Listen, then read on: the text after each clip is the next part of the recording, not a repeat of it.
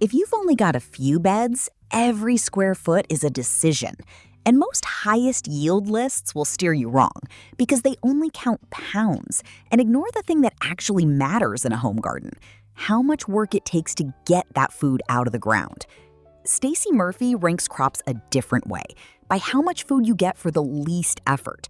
And some of her answers are surprising, including one famous high-yield crop she'd rather buy than grow. Huge. So a cherry tomato plant has lots of little cherry tomatoes, and they have those little calyxes on them that I pull off because I don't want to damage my other cherry tomatoes. And then I have different containers for these are the good ones and these are the bad ones. So there's a lot of hand picking and looking and pulling off calyxes, and there's a lot of steps to that process, and there's a lot of little tomatoes, and so it just takes longer. And peak season, it can take up to 5 minutes per plant because there's just cherry tomatoes everywhere. This is why when you go to a farm, a lot of times you'll see things that are you pick. These are all the things that the farmers do not want to pick: strawberries, raspberries, blueberries, cherry tomatoes. Have you ever gone to you pick? This is why farmers do you pick, because it's inefficient for them to harvest it. But if somebody wants to come and pick it themselves, that works out really well. This Q&A was recorded at a past Grow Your Own Vegetables event, where Stacey Murphy ranks crops by how much food you get for the least work. Before we get into it, if you'd like to grow alongside thousands of other gardeners, join our free community at gyov.org. Now, let's dig in. I'll cover that in a minute. But first, let's talk about harvest times. So I put this together, and this was my first initial take. And so there might be crops that I haven't listed here, and I still want to think about this a little bit more, and I actually want to include this in future courses. I love this question because I find that harvest is where most of my work. And for most people, if they can figure out how to harvest efficiently, they can save a whole bunch of time and effort. And so I was really thinking carefully about my harvest times and how I move in the garden and how I harvest and why I like the crops I do. Because you'll hear me say things like, oh, I don't like growing pole beans and I don't like growing cherry tomatoes because they're such a pain in the butt to harvest. And you'll also hear me, say things like, oh, and peas, too hard. Okra, you don't get enough yield per harvest. And so here's a moment where I actually sat back and said, okay, what are some metrics that we can look at for why I have preferences for different crops? And this is the reframe. Yield on paper and yield you actually get into your kitchen are two different things. And the difference is harvest labor. That's what most lists never tell you. For different crops. And you're right. I do pick based on harvest time. And I basically pick a lot of my crops. I would say about 90% of my crops I pick because they're easy to harvest. And when something is hard to harvest, I cut it out. And then sometimes what I'll do is I'll have a couple of favorite type of crops that I'll grow, even though they're a pain in the butt to harvest, because they're delicious, they're crowd pleasers, I want to grow them, they're exciting, but I keep those fairly to a minimum, which means, and this is because I have smaller spaces usually, so I have to pick and choose carefully which crops I want to grow. So if I had a really large space, that choice might be different. But in the 100 to 500 square foot range, I'm really choosing things that are easy to harvest, and I'm going to go to the farmer's market for some of the things that I'm just not that excited about harvesting. So a couple of things when you look at this slide to notice. The difference between a cherry tomato plant and a regular tomato plant is huge. So a cherry tomato plant has lots of little cherry tomatoes, and they have those little calyxes on them that I pull off because I don't want to damage my other cherry tomatoes. And then I have different containers for these are the good ones and these are the bad ones. So there's a lot of hand picking and looking and pulling off calyxes, and there's a lot of steps to that process, and there's a lot of little tomatoes, and so it just takes longer. And peak season, it can take up to 5 minutes per plant because there's just cherry tomatoes everywhere. This is why when you go to a farm, a lot of times you'll see things that are you pick. These are all the things that the farmers do not want to pick. Strawberries, raspberries, blueberries, cherry tomatoes. Have you ever gone to you pick? This is why farmers do you pick, because it's inefficient for them to harvest it. But if somebody wants to come and pick it themselves, that works out really well. So, this surprises people. A crop can yield brilliantly and still be a poor use of a small garden, simply because picking it eats all your time. There's no shame in buying the fiddly ones and growing the easy wins. Really well. So with our farms in Brooklyn, it was an interesting thing where the kids all love cherry tomatoes. So we plant the cherry tomatoes. We don't even include it in our farmers market necessarily. Those cherry tomato plants are all about the kids. We're like, go to town, harvest them, eat them, whatever you want to do. They're just there to enjoy. And, the kids love picking them and eating them.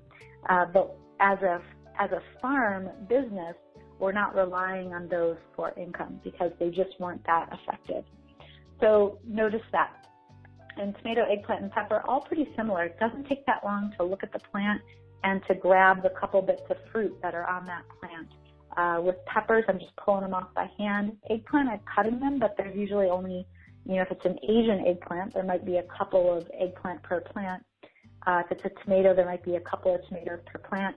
So it doesn't take that long. Tomatillos, on the other hand, take a while because you got to crawl underneath the tomato and look up at the tomato or the tomatillo. And it takes a good eye to see which tomatillos are ripe, so it takes longer per plant. So that's a couple things to note. Okra.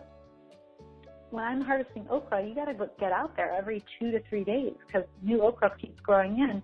But every 2 to 3 days, you're really only getting 2 to 3 pieces of okra off the plant, and then you're storing it.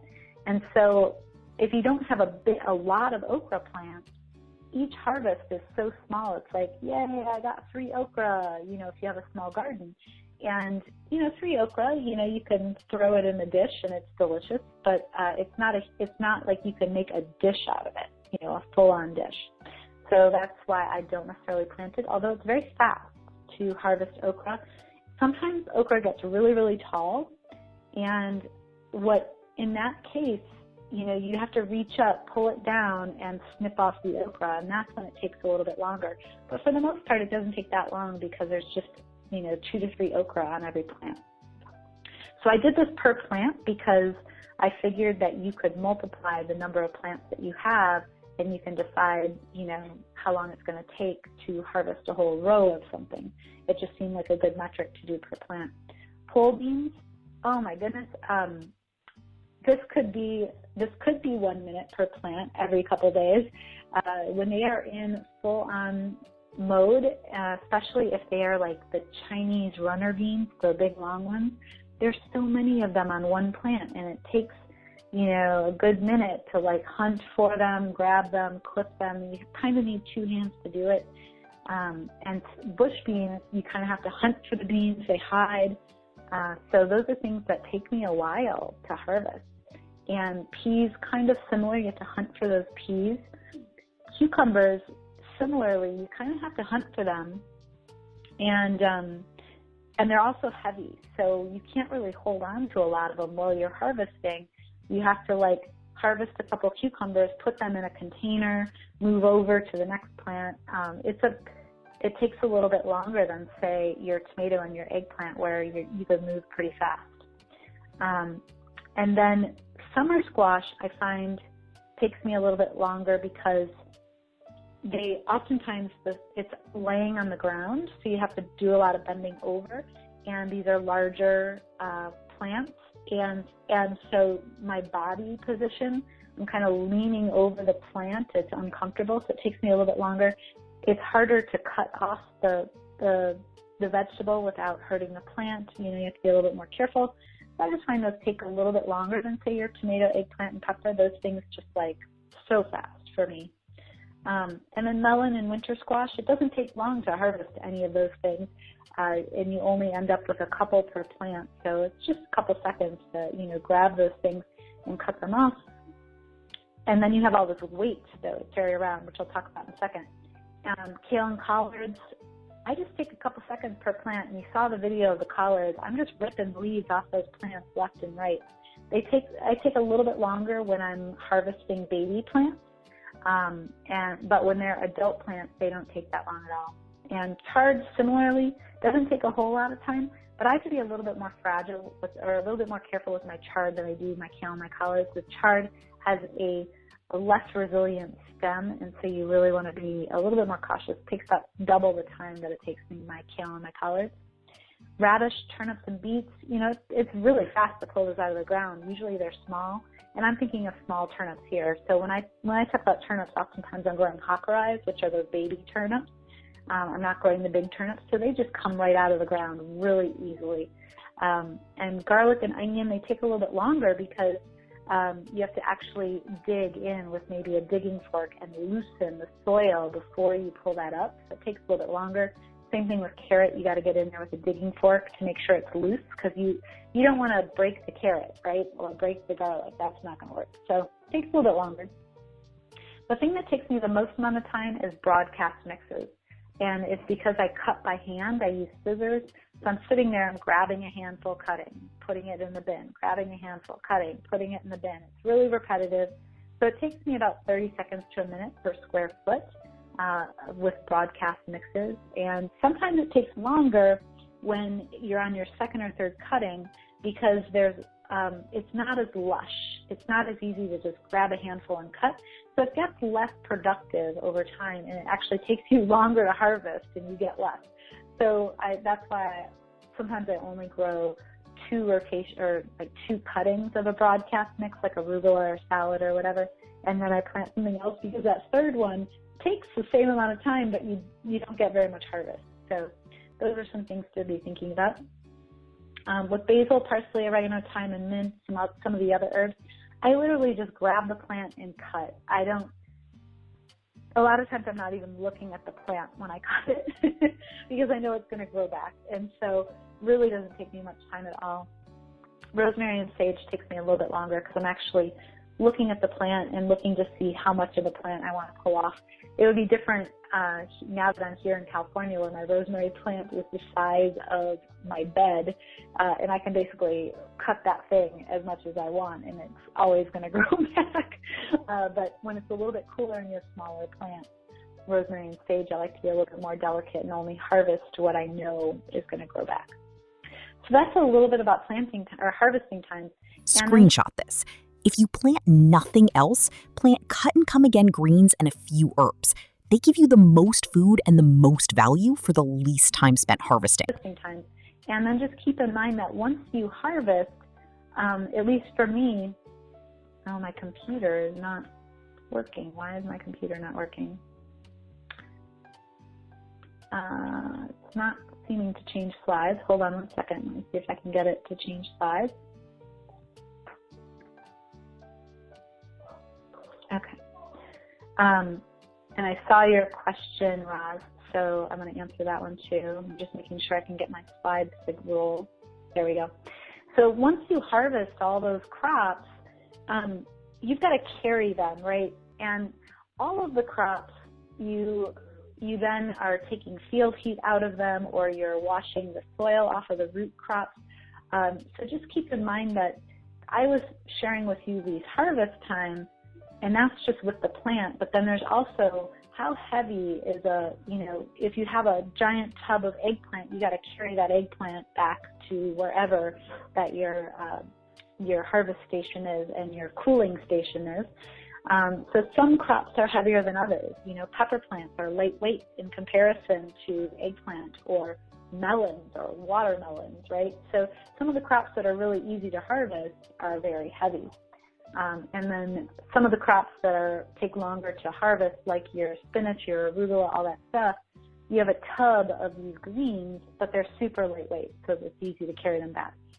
So I didn't necessarily include carrying time because that really varies depending on how much of it you're growing. So that's something else to consider. And then also in terms of washing and weighing and packing all of this stuff, I would say the crops that take me a little bit longer to work with so not only does it take longer to cut the broadcast salad mixes, but you've got to wash them and dry them, and that drying process takes time. And a lot of it's not active time. You can spend some time spinning those greens and getting them dry, but you can also lay them out on a table that's like a drying rack and let them air dry if you have some space to do that and some shade. It just takes a while. So it's up to you, but that can take some time. And then other crops that take a while, some of the root crops where you're washing the soil off of the roots, that can take some time, especially your garlic and your onions where you're like peeling off the outer layers so that they look pretty and that you're not tracking soil into your refrigerator. Those things can take a little bit more time. So that's a little bit about time management in harvesting. And yeah, I do a little bit of each crop every week: root crop greens, broadcast mixes, and fruiting crops. And I kind of have a schedule that I run based on all those different styles, and I know if I'm behind schedule or ahead of schedule based on what I'm going to harvest. All right, so, and Sharon had I wanted to answer Roz's question before I do this one. So Roz had a question about cutting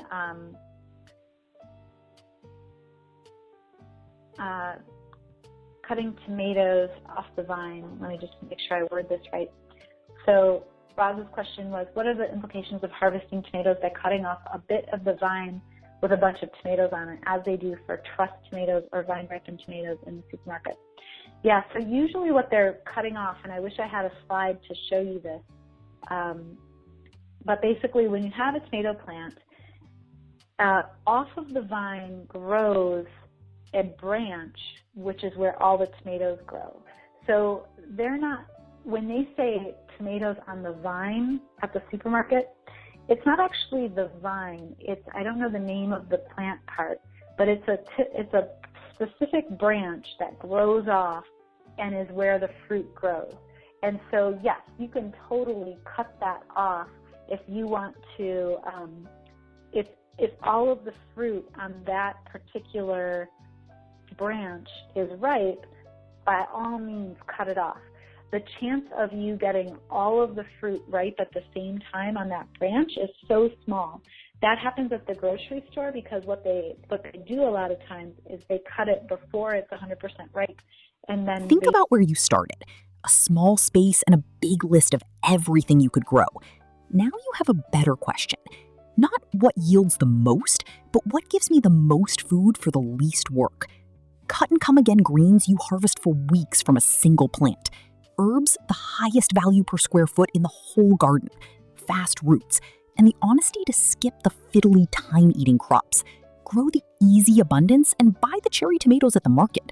A small garden isn't a limitation. It's a reason to choose well. You're not the gardener who fills a small space with time-eating crops anymore. You choose for food and for effort.